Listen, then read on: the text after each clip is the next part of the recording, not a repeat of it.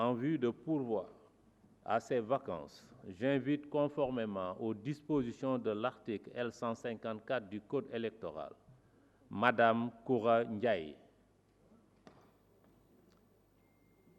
Monsieur Souleymane Ndoye, Madame Ramata Saou et Madame Khadijatou Doucouré, candidats non élus sur les mêmes listes, à venir occuper leur place dans l'hémicycle.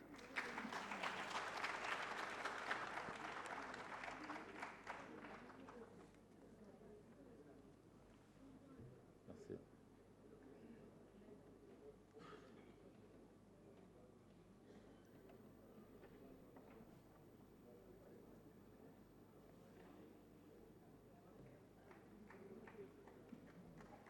Merci.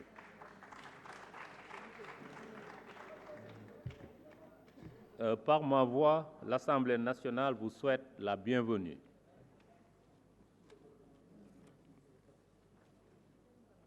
Mes chers collègues, je voudrais également vous informer que j'ai reçu de notre collègue Aminata Touré sa lettre de démission du groupe parlementaire Benno Bokk Yakaar.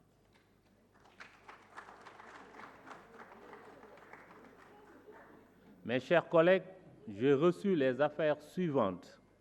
Projet de loi 11-2022 portant abrogation de la loi 7603 du 25 mars 1976 relative au traitement de la lèpre et au reclassement social des lépreux guéris ou mutilés.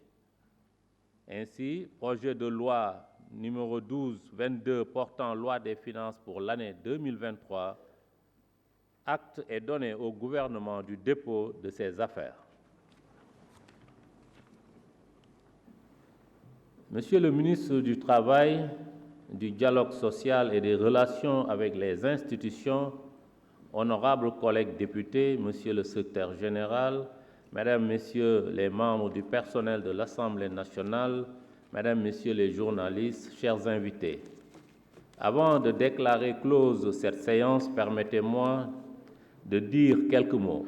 Nous nous acheminons vers quelques semaines qui seront marquées d'abord par la lecture du projet de budget, ensuite par les travaux en commission et enfin par les travaux en plénière devant aboutir au vote du projet de budget 2022-2023.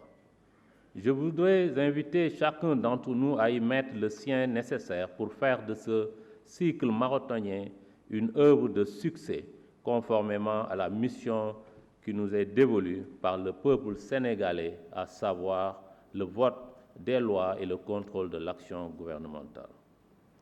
C'est bien entendu un contexte particulier qui marque notre législature et qui n'est pas que politique. La situation géopolitique et économique internationale très tendue impacte aussi nos réalités quotidiennes. Elle fait aussi de l'exercice budgétaire de cette année une épreuve particulière. Nous pouvons déjà, en attendant d'entrer dans le vif du sujet prochainement, nous réjouir de l'intention affichée du gouvernement de donner la priorité à un budget social. Députés élus que nous sommes par le peuple sénégalais, nous ferons de notre mieux pour nous acquitter de notre tâche sacrée. Et je voudrais ici, encore une fois, puisque dit-on la répétition est pédagogique, réaffirmer ma ferme volonté de ne ménager aucun effort pour le succès de notre législature. Quelques chantiers seront entamés prochainement avec pour ambition d'aboutir à une plus grande modernisation de nos méthodes de travail. Nous y reviendrons en temps utile, mais je puis affirmer que j'entends les poursuivre et les approfondir aux besoins, y compris avec le soutien de l'État sénégalais, mais aussi de certains partenaires internationaux particulièrement attentifs au renforcement de l'institution parlementaire. Conformément à l'esprit d'ouverture et de dialogue qui doit caractériser notre action à la tête de la représentation nationale, je reste ouvert et à l'écoute de tous les députés dans la recherche de solutions adéquates à l'accomplissement de notre mandat dans les meilleures conditions possibles.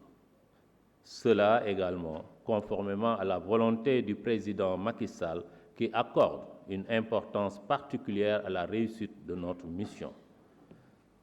Ne perdons pas de vue qu'après l'épisode malheureux du 12 septembre dernier, nous sommes surveillés et attendus par le peuple sénégalais, et même au-delà par tous ceux qui ont eu à regretter ces événements jusqu'au-delà de nos frontières.